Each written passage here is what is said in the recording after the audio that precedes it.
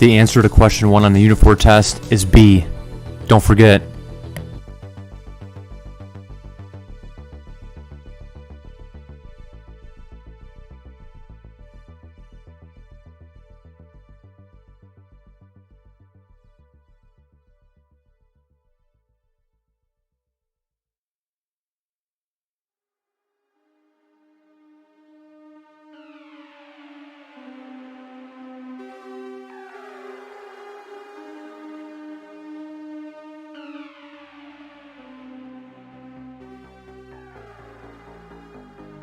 Hey, who's got any music requests out there?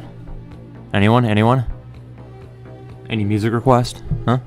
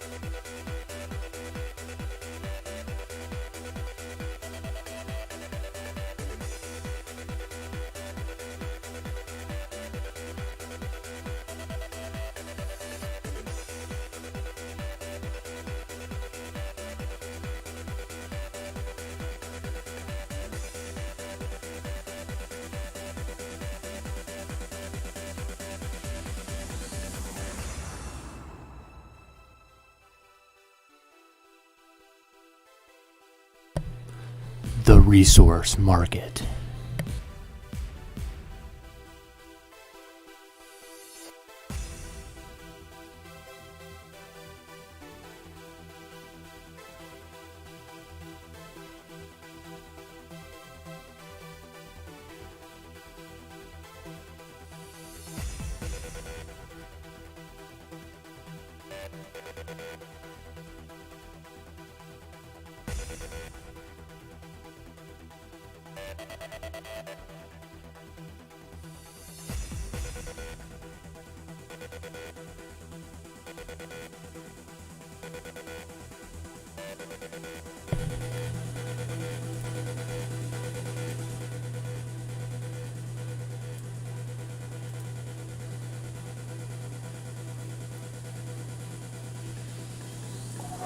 Boom!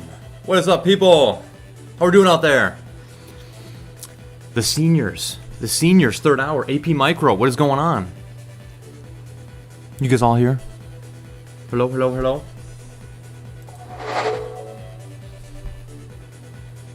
How we doing, people? People, glasses on. We're going in. We're going into Unit 5, the resource market. There's all my friends.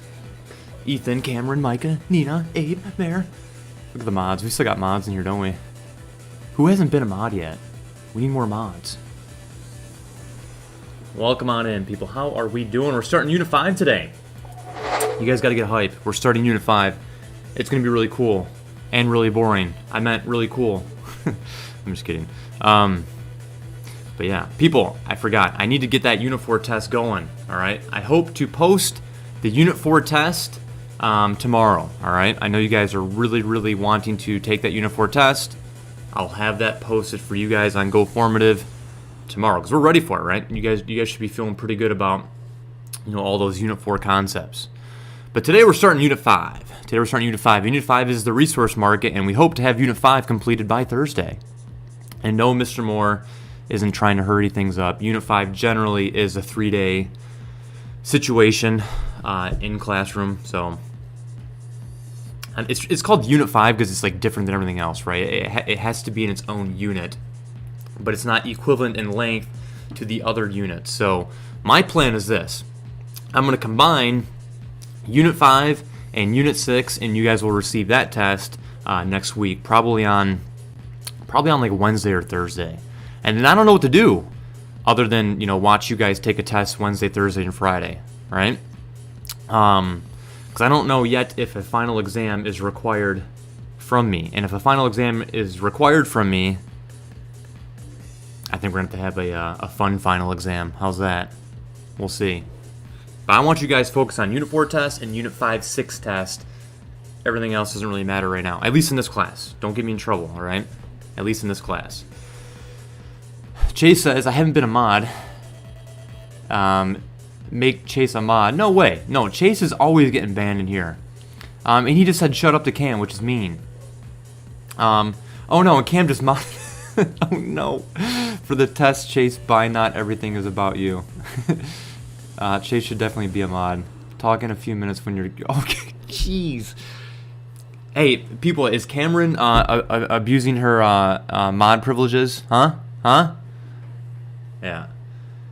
Those in Go Formative, no. I'll post the Unit 4 test tomorrow, and then the Unit 5-6 test will be posted next week, probably on Wednesday or Thursday. But like I said, we're going to be done with micro content probably next Tuesday or Wednesday. Probably more likely on Wednesday will be my final send-off of micro concepts. And then I'll hang out with you guys for the remaining days, obviously. But, we'll review some Unit 1 stuff that, the kids or the students that were not with us in macro last year, don't yet really know, right? Comparative advantage and things like that. But we're gonna be cruising the second half of next week. We're pretty much all done. Yeah. No. That was worthy. You can't tell someone to shut up. That's mean. That's a little far. All right. So Chase, enjoy the dungeon for a little bit, but Cam, don't get too powerful. All right. So wait, sorry. Did you say Unit 4 test is on Go Formative tomorrow? Yes. Tomorrow, yes. I'll make sure the Unit 4 test is uploaded and ready to go. I'll work on it after class today. Okay. Aside from that, people. Let me get your attendance in the chat today. Wait, did I already post it? I didn't post. Where is it? Your attendance in the chat is this. I don't have it written down anymore. It's gone. The attendance in the chat is what are you looking forward to the most come holiday break, right? What do you like most about holiday break other than there's no school, all right? You can't say there's no school, but what do you like most about holiday break? It doesn't have to pertain to the holidays. Not all of us, celebrate the holidays, right? But what do you like most about, this 2-week break from school, late December, right, and everything that comes along with it, right? What do you like most about holiday break? Yeah, you can't say no school because everyone's gonna be like, everyone, teachers included. I can tell you that much. It's getting tough, and I know it is for you guys, right? It's getting tough, right? Learning online and teaching online is starting to kind of lose its steam a little bit, I would say. We're all kind of getting burnt out, I would imagine. We're going to need some time off, and hopefully holiday break gives us that necessary time off that we need. I hope, at least. I hope. All right. All right. So we're still talking about banning Cam. All right, hold on. Scroll down. Okay, all right. So yeah, Talon says sleeping in. I think I'm gonna enjoy that. Sleeping a little bit. Spending time with people, right? It is gonna be a little bit different this year, right? I got friends from out of town. Some of them they want to hang out. I'm like, I don't know if that's a really a good idea to hang out. Especially before I go home and see my parents, right? So it will be weird making decisions on whether or not to hang out with people this year for sure. Hanging out with friends and family. Ski trip. A lot of macro students said skiing and snowboarding too. Meredith, where do you go, right? Do you go to Colorado or anything? You go to real mountains, right? Or do you go up north? There's some pretty good mountains up north. Ariella says sleep. Being able to hang with people, and I'll get some college responses back. Northwestern, right? I love seeing my family and having... Oh, shoot, Ethan, I forgot to... I totally just realized. I hope that thing was not due. You know, I didn't... You needed that extra letter of recommendation, right? I hope that was not due, like, this weekend. Uh-oh. But anyway, where did I go? I love seeing my family and having meals with them is always wholesome. Spending time with family and snow. Oh, I can't wait for some snow. Having free time, seeing some family, sleeping in and spending time with family, especially around the Christmas tree. Relaxing, not as stressful. Also, one of my college decisions is coming out. Oh no. Hopefully, I can see some family and get some sleep. Having more free time to see friends. Time with family. You guys are very family-oriented, aren't you? I like relaxing and seeing people. Hanging out with friends and fam and Christmas. And a Christmas tradition with my friends. A Christmas tradition like no other, says Caleb. Sleep for sure. No, just Boyne. Hey, Boyne's pretty fun though, I'm not gonna lie. I usually eat food and better food, tons of food. I gotta be careful usually during the holidays. Jenna says yikes. About Ethan thing. I think as long as it gets done, eventually it's good, because I already submitted the app regardless. Gotcha. Yeah, Chase, you're back, and I'm waiting for your response. Your favorite is CMWNB. What does that mean? People, is that inappropriate? CMWNB? Do we need to mod him? Chase, what does that mean? What does that mean? Anyway, alright. Alrighty, people. Some announcements, alright? So, like I said, we're starting Unit 5. Unit 5 is all about the resource market. It's not the product market. It's different than everything we've learned about to this point. But we will use some concepts that we've talked about previously and sort of, bring those back into light with these concepts. But I'll talk about that here in a second, the difference between resource market and product market. Cam says I won't hesitate. Make sure you check your 4.6 answer key. I posted it on Friday, so you probably already have seen it. And then remember, problem set 4.7, the Unit 4 review, right, with all those FRQs on it, is due tonight. And then I'll post the answer key with that tomorrow. And then obviously you can use that on the Unit 4 test, which will be posted tomorrow as well. People, I'm freezing down here. I got my space heater on. You guys see my space heater? I got my space heater on, and like it's still cold. It's still cold down here. I'm like shivering. I don't know if you guys can hear it in my voice. I don't even see that in the. Oh yeah, I already said that. All right, cool. All right, people, let's jump into it. I'm gonna keep it light today, right? I know you guys got the Monday feels. I'll keep it light. I'll basically get you guys up to a point where you can complete problem set 5.1. Can you believe it? We're on problem set 5.1, and then we'll finish up perfect competition tomorrow with resource market, not product market, resource market. I just realized I had Sandstorm on repeat for the last 10 minutes plus.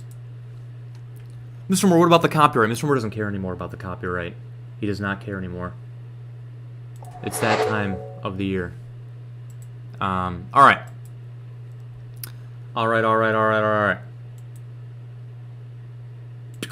Okay. Unit 5, the resource market, the supply and demand for resources, and we're going to be more so focused on the supply and demand for labor.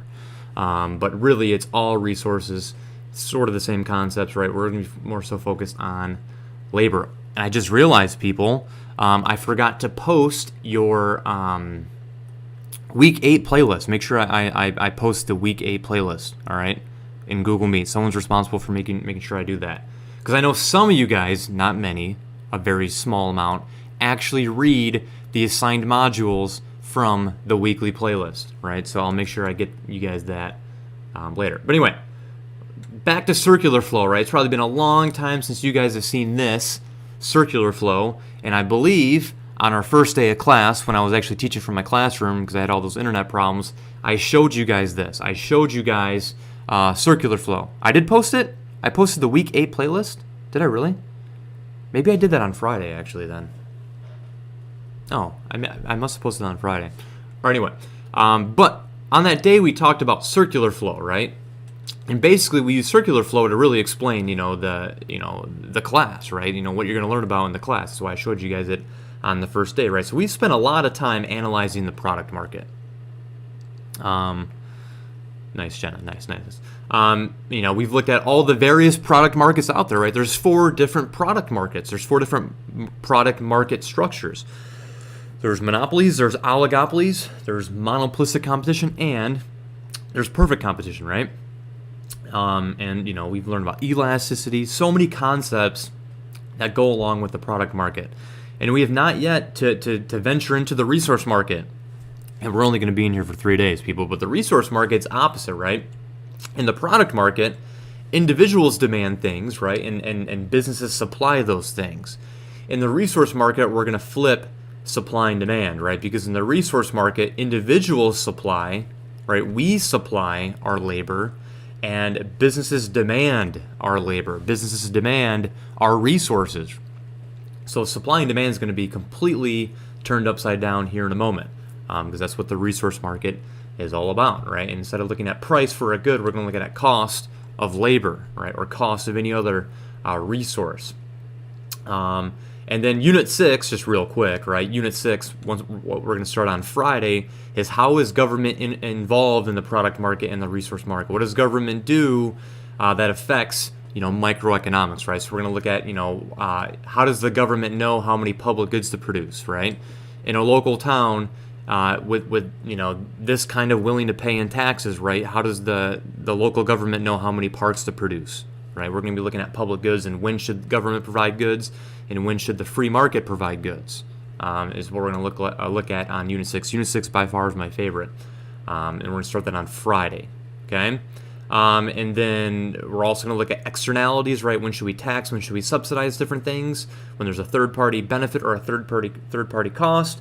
And then we're going to look at, lastly, in Unit 6, we're going to look at, when should government try to redistribute income? We're going to look at income inequality, and that's going to be the last concept we're going to talk about for Unit 6, right? So, we're almost done, people. I'm going to miss you guys. I'm going to miss you guys a lot, okay? All right, anyway, the resource market. We're only spending 3 days on it because it's not as complex as the product market. There's only 2 market structures that goes along with the resource market. We have perfect competition, right? Resource market, not product market, but resource market. So what would a resource market look like if it was as competitive as it can possibly get?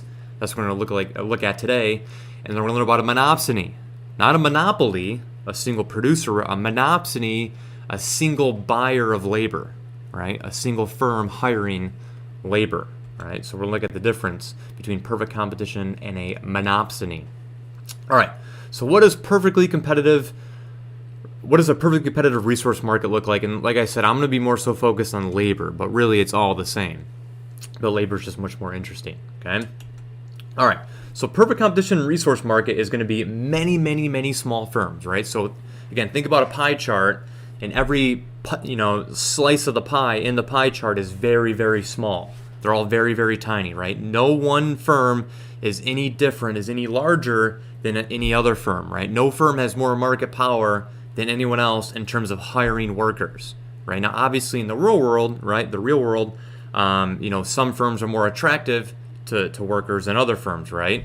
I don't know. I'd rather work at Grand Blanc High School than I don't know, a lot of other high schools like Heartland or anything like that, right? Anything really south of us, just because I think it's better. I don't know. But businesses are different, right? All firms are different. Some firms are more attractive than other firms in terms of getting workers to want to work for them, right? Every firm is exactly the same. Again, every firm has the same cost, right? Every firm is exactly the same. And not only that, every worker is the same. Every worker has the exact same identical skills.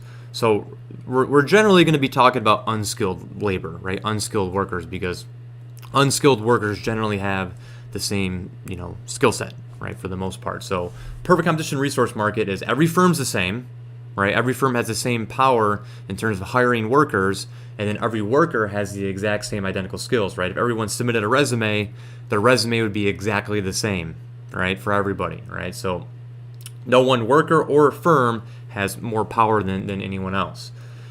So since that's the case, we're going to realize that wage is going to be constant, right? Every time we hire a worker, total wage is going to increase by a constant amount. In other words, every person is going to get paid the exact same amount. So every time you hire a worker, you're paying $10. You hire another worker, you pay that person $10.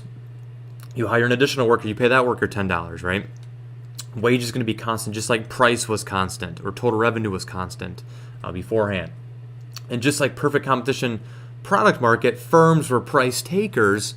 In a perfect competitive resource market, workers are going to be wage takers. In other words, right, if you show up to the job interview and your resume is exactly identical as everyone else, right, you're not going to be, demanding higher wages than everyone else, right? You're going to take whatever wage the firm is willing to pay you, right? And obviously, if the wage is too low, right, you're not going to work, right? But you're not going to have the leverage, the ability to negotiate higher wages than everyone else if you have the exact same identical skill set as everyone else. So firms can hire as many workers as they want, and they're going to pay every worker the same exact wage. All right, so just like perfect competition product market, perfect competition resource market is going to have two graphs, a side-by-side graph. One, the industry, and one's going to be graphing the firm. All right. The industry graph is going to be just like perfect competition product market, the industry graph, but everything's going to be flipped, obviously, right? Who demands, businesses do, not consumers any longer, and then who supplies, individuals, people do, right? And businesses are going to demand that labor, right? So everything's going to be flipped, but it's simply going to be, an X, okay? All right, so it says supply and demand redefined, right? So we have to redefine supply and demand because now supply and demand is different, right? So what is the demand for labor, or who demands labor? Again, businesses demand labor, right? Businesses are willing and able to hire you, to buy you, right? If that makes any sense. And they're going to pay you, they're going to incentivize you to work by giving you wages. So, think about if you're a business, right? There's going to be an inverse relationship between wages and the quantity of labor that you are going to demand. So obviously, right, if wages are really high and you're a business, right, you're not going to hire that many workers, right? Because again, you don't want to pay workers high wages, right? Because that's a huge, cost of production. And obviously, if wages go down, you're going to be more willing to hire and more workers. So there's going to be an inverse relationship between wages and the quantity of workers that you're gonna want to hire. Again, at higher wages, businesses are not going to want to hire a lot of workers because that's an enormous cost, and some can't pay that cost. And then as wages go down, businesses are going to be more incentivized, more willing to hire more and more workers. So that's demand, right? Demand is now businesses, not consumers. They're businesses demanding people, right? People to work for them. The supply of labor is me and you, right? Or you and I. So supply is going to be a direct relationship, right? If wages are low, is it me and you or you and I, right? You and I are not going to want to work. You and I are not going to want to work at low wages, right? You're not going to be incentivized to work because when wages are low, right, you are going to value other things, right, or work in other, industries instead, right? You're not incentivized to give up your own leisure, right, if wages are low. And then as wages go up, you're going to be incentivized to give up leisure or working elsewhere. Because as wages go up, right, you're going to be incentivized to work that job, right? Higher wages generally is going to attract more and more individuals. So the supply of labor is going to be a direct relationship. As wages go up, more and more people are going to be willing to work. And as wages go down, people are going to be less and less willing to work, right? So really it's this trade-off between work and leisure, right? If my teaching salary got decreased to $10,000, I probably wouldn't be a teacher any longer, right? Because I would not give up my leisure for $10,000 is the idea. Or I would find substitute work. Not substitute teacher, but substitute work, all right? Okay, anyway, so resource demand. Let's look at some concepts with resource demand. And one thing is I want to identify a term here. So it says example 1. If there was a significant increase in the demand for pizza, right, in the product market, right? The product market, the supply and demand for pizza. If there's an increase in demand for pizza, the price of pizza goes up, right? I think we all know that, right? If demand increases for pizza, the price of pizza is going to go up, right? So how is that going to affect the resource market? If people are demanding more pizza, what's going to happen to the demand for cheese, people? What's going to happen to the demand for cheese? If people want more pizza and the price of pizza goes up,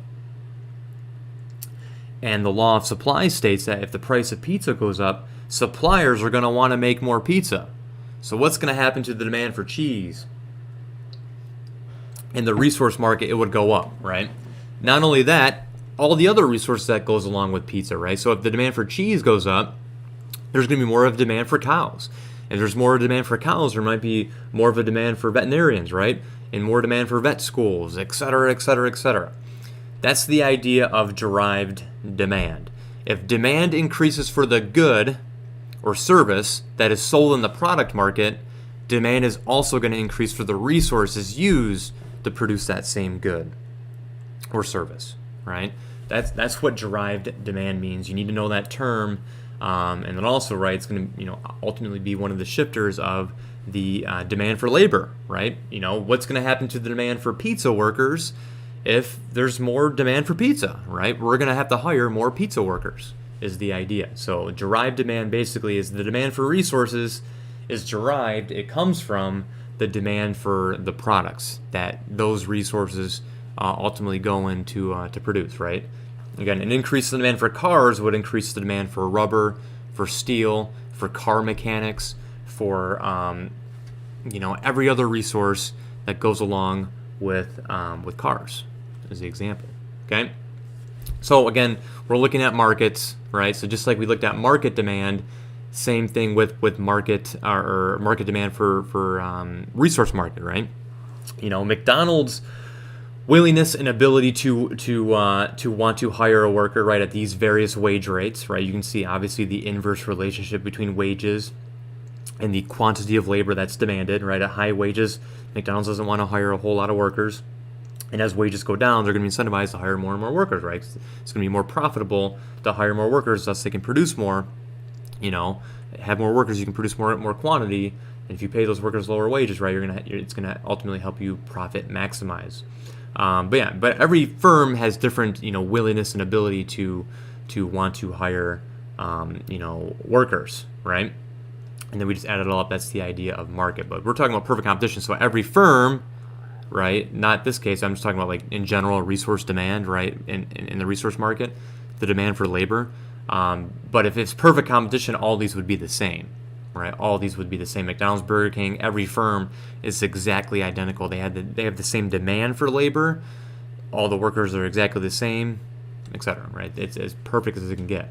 So again, who demands labor? Firms demand labor, and demand is going to be downward sloping. We've already talked about that, right? As wage decreases, firms are going to be incentivized to hire more and more workers, and as wage increases, firms are going to be less willing to hire workers, right? I hope that makes a lot of sense, right?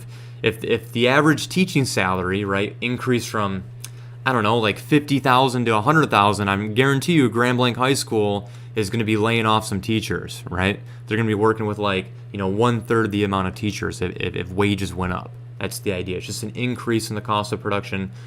Firms are going to want to hire less workers as wages go up. Now, there is this idea, it's called the theory of efficiency wages. The theory of efficiency wages basically states that you actually make more profit if you pay workers higher wages because they work harder and you have less turnover, etc. All right? Oh, very good question, Jenna. It says market demand for labor is the sum of each individual firm's MRP. MRP stands for marginal revenue product. Marginal revenue product. And what that is each individual's worker's marginal product times the price of what they sell, right? In other words, it's how much revenue additionally that you bring into the firm. We'll talk about this more here in a second, but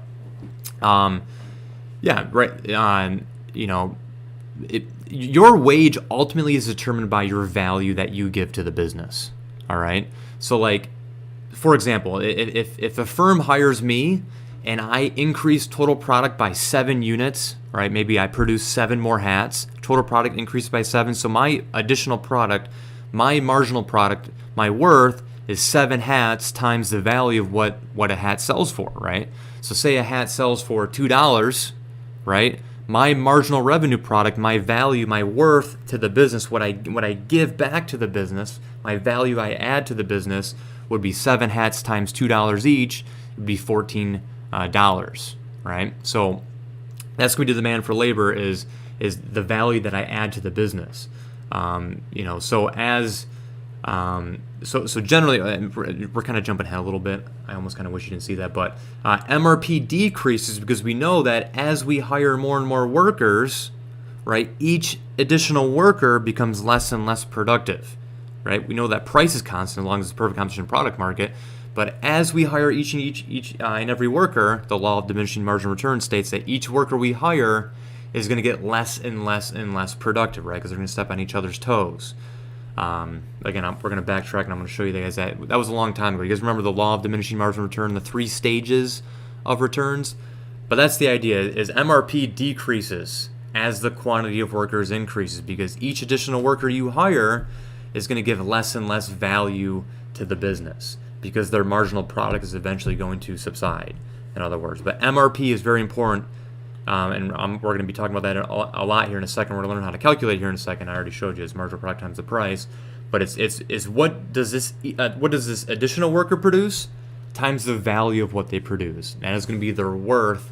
That is going to be the demand for that worker, right? Is how much they give to the business, right? So if someone's MRP is high, someone adds a lot to the business, right? There's going to be more demand for that individual worker. Is the idea. All right, who supplies labor, right? We supply labor, and obviously it's going to be a direct relationship. So as wages increase, we're going to be incentivized to work more and more and more, right? More of us are going to be willing to supply our own labor. So it says higher wages give workers incentives to leave other industries or give up leisure activities. The supply of labor is upward sloping to a point, right? To a point. Some economists say like it's upward sloping that eventually goes down because once you make so much wages, right? There comes a point where you're going to value leisure a little bit more than working because like you have enough money. You're not going to value more money because you already have enough, right? You're going to be at that point more. You're going to value leisure more than an increase in your wage. But regardless, right? So the supply for labor increases. The more you make, the more you're incentivized to work. The less you make, the less you're going to be incentivized to work, right? So, think about offshore, crab fishermen. There used to be a show, I think it was on Discovery Channel, right, where they're like on a boat in the middle of Alaska in like crazy waters, and they're trying to like catch crab, right? And it's like very, very dangerous. But those workers get paid a lot, right? What's going to incentivize them to leave their families for a few months and to work in treacherous conditions? Not ideal conditions, and it's dangerous work, is wage, right? As wage increases, those workers get paid a lot. They're going to be more incentivized to do that line of work. So we're still in the industry, right? The wage is going to be set by the industry, right? Just like price was set by the industry in perfect competition. So whatever supply equals demand, right, is going to be the wage rate. Oops, that is going to be set forth by the industry.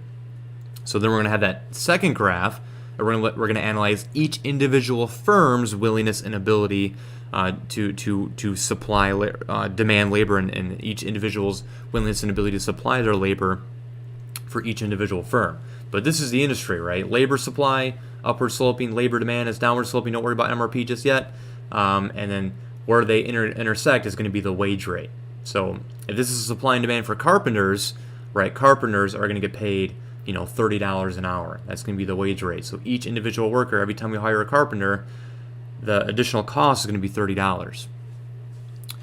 This is this is all a perfect competition resource market. Perfect competition resource market right here. The monopsony is just like a monopoly where the industry is going to be the firm. So there's not going to be two graphs. There's going to be one graph. The industry is the firm. Yeah. Okay. I'm dying over here, people. I can't stop coughing. Uh-oh. Like I'm on the verge all the time. Or anyway, all right. So perfect competition resource market, the industry, and then the individual firm. All right, so individual firms are going to look like this, all right? We're going to have downward sloping demand which is going to be equal to marginal revenue product, MRP, which we just talked about, when I'm going to talk about it in detail a whole lot here in a second. And then we have MRC, which stands for the marginal resource cost, the additional cost of a resource, labor, for each additional worker. And people, that's going to be perfectly elastic, right? Because every worker we hire is going to get paid the same amount. Just like perfect competition in the product market, demand was perfectly elastic. Perfect competition in the resource market, supply is going to be perfectly elastic. Rip, Mr. Moore, rip. All right. So let's first talk about what MRC and MRP mean in detail. All right, MRC stands for marginal resource cost, right? What is the cost to the firm to hire or to like buy an additional resource, right? That's the idea of marginal resource cost. It'd be how much does your total cost change by over the change in inputs, right? So if you hired an additional worker, your change in inputs would be 1, right? Inputs means resources, which also means factors, right? They're just synonyms. And then your change in cost would be, so like if your change in cost went from $20 to $30 and you hired an additional worker, your marginal resource cost would be $10. In other words, that worker costs $10 to the firm. That's the idea. So in perfect competition, MRC is equal to the wage and it is set forth by the industry, right? In perfect competition resource market, each worker, the supply of labor is going to be perfectly elastic. It is going to be constant. Every worker is going to be willing and able to supply their labor, right, at the same wage rate, the same price, the same wage rate. Because again, they're wage takers, right? Every worker in perfect competition resource market has exactly identical skills, right? So whatever is the wage rate determined by the industry, that is going to be their willingness and ability to want to supply their labor. So marginal resource cost is going to be equal to the supply of labor. What is the additional cost of hiring an additional worker, right, is going to be your willingness and ability to want to supply your labor. That's the idea of marginal resource cost. It's the cost of an additional resource, which is equal to the wage, right? The cost of you, right, supplying your labor is equal to the wage, and all workers are going to be willing to work for the same wage, right? So all workers are the same, right? You hire one worker, you pay him $30. You hire an additional worker, the additional cost is going to be $30. You hire an additional worker, the additional cost is going to be $30, all right, for perfect competition. Marginal revenue product, I've talked about a little bit already, but here it is again the value that you add to the business, right? So that's going to be equal to the demand for labor, right? If you have a very, very high MRP, you bring in a lot of additional revenue to the firm, right? The firm is going to be much more willing to hire you. And then if your MRP is very, very low, the firm is not going to demand to hire you, right? They're going to be less willing to want to hire you if you bring in not as much additional revenue, to the firm. So yeah, it's quite simply marginal revenue times marginal product.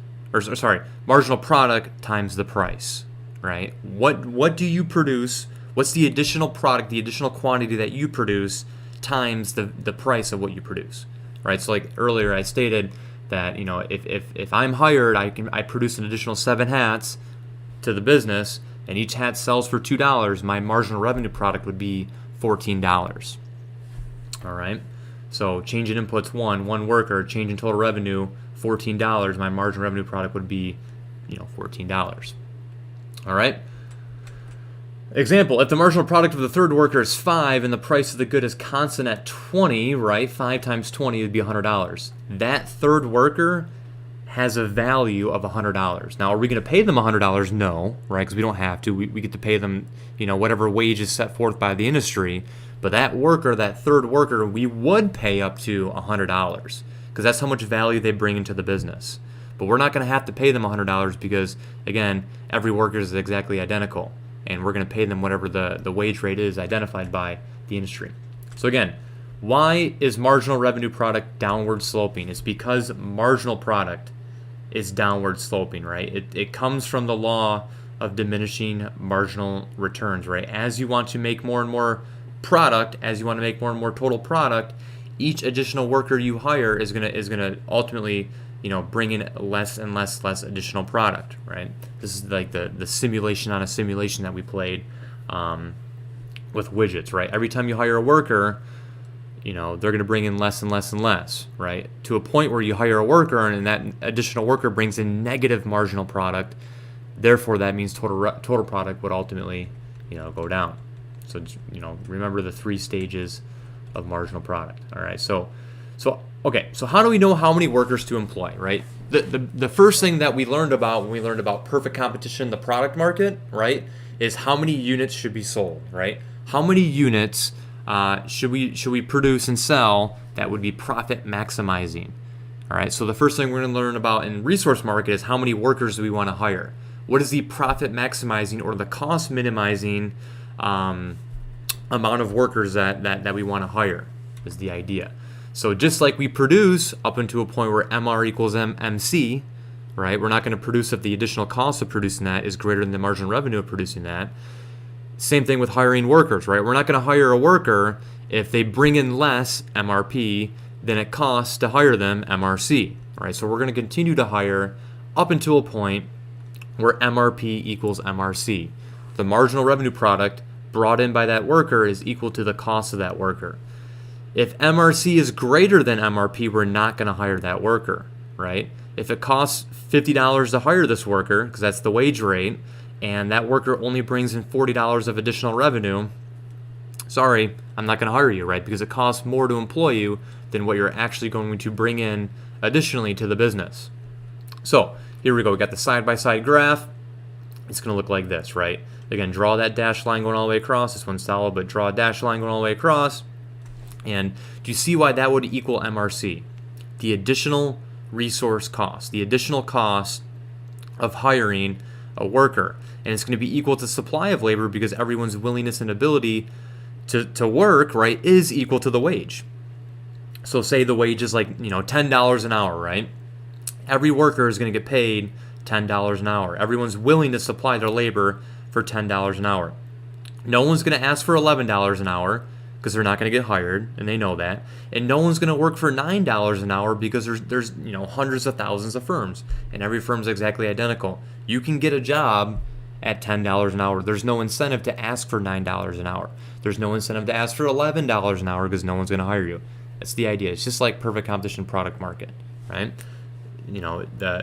The price is going to cause demand to be elastic. In this case, the wage is going to cause supply to be, perfectly elastic. Your willingness to produce is going to be equal to the wage, which really is the additional cost, for the firm. And then demand for labor is downward sloping because MRP is equal to. I actually like writing this on my graph. I like writing marginal product times the price, because that's really the shifters of demand. Do workers become more productive, or does the value of what they produce become more valuable, right? So that's the willingness and ability to want to hire you, right? Is how much additional revenue you bring in. And again, MRP demand is downward sloping because each additional worker we hire, as the quantity of workers increases, each worker is going to have less and less MRP than the worker that was hired before them, right? Again, because of the law of diminishing marginal returns. Every worker that we hire is going to get less and less and less productive, right?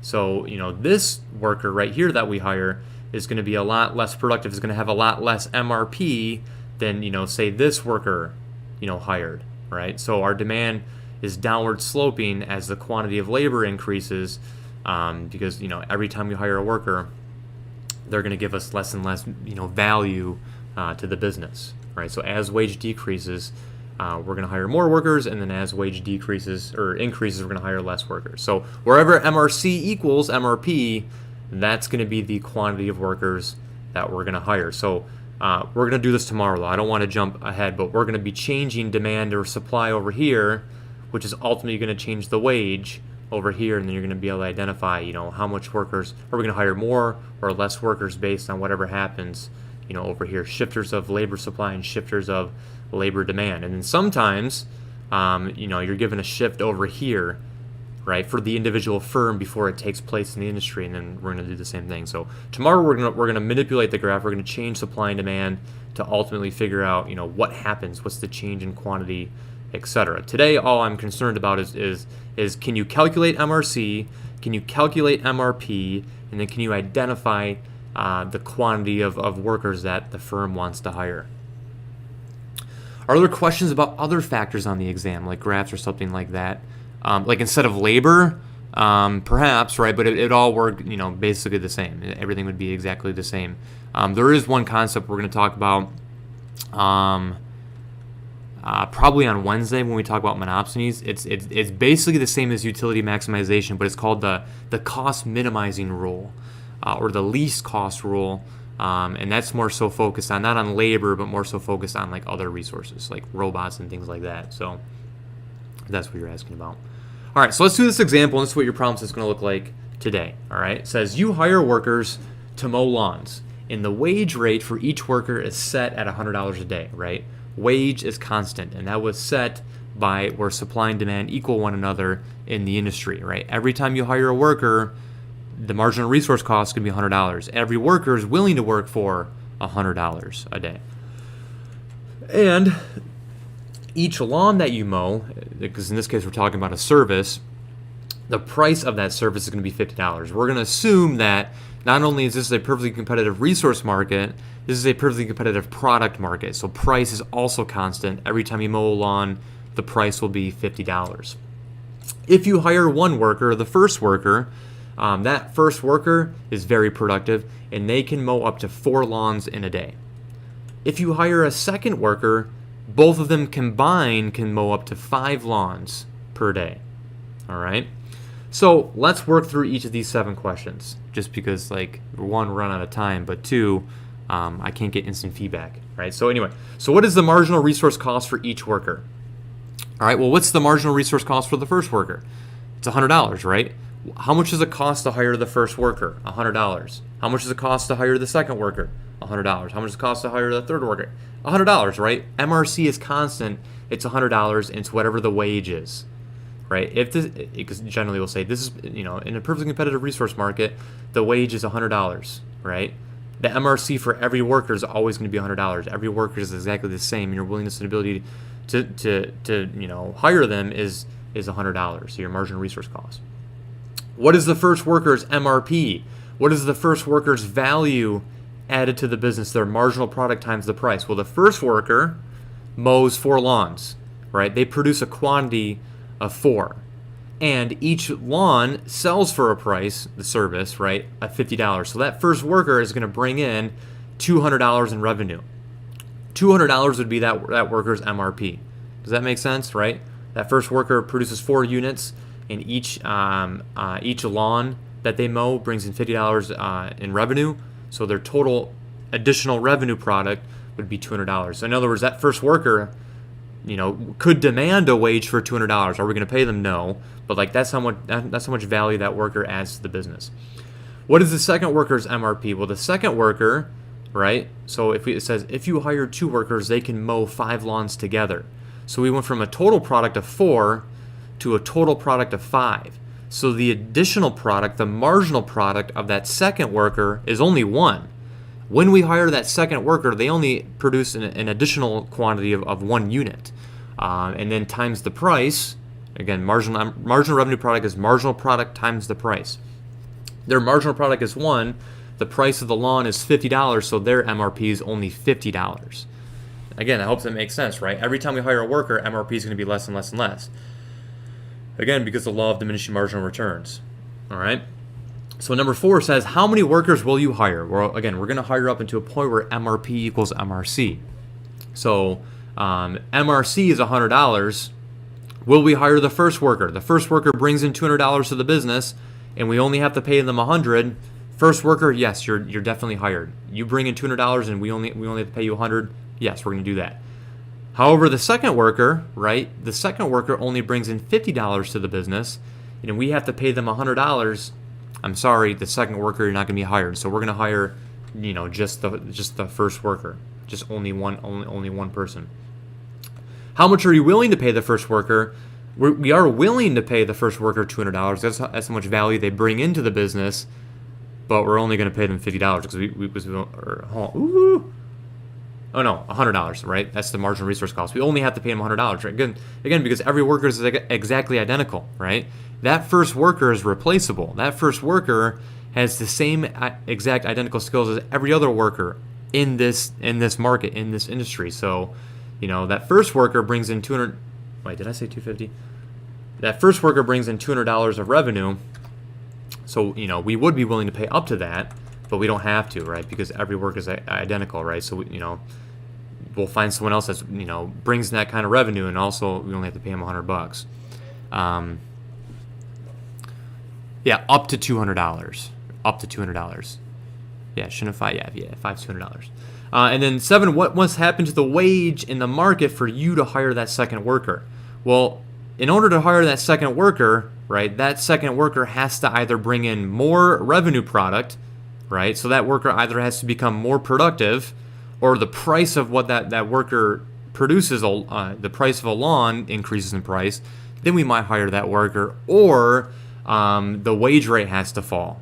The wage rate has to go down to $50, right? Because right now, if we have to pay them $100 and they only bring in $50, we're not doing that.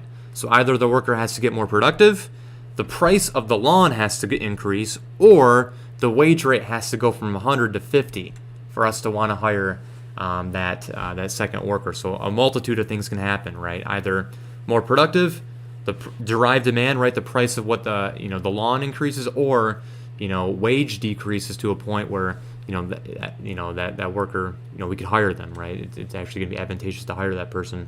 They're not going to be more costly to what they actually bring in to the firm. All right, so we're going to stop right there, right? Your problem set should be pretty easy. I made your problem set one-sided, one page, and basically it's that, right? I give you the wage rate, I give you the price, and then you just got to simply identify, calculate MRP, MRC, right? MRP is MP times the price, MRC is equal to the wage, and then identify the quantity of workers that the firm is ultimately going to hire, right? So we'll get a little bit more involved tomorrow. Tomorrow we'll shift demand and supply a little bit.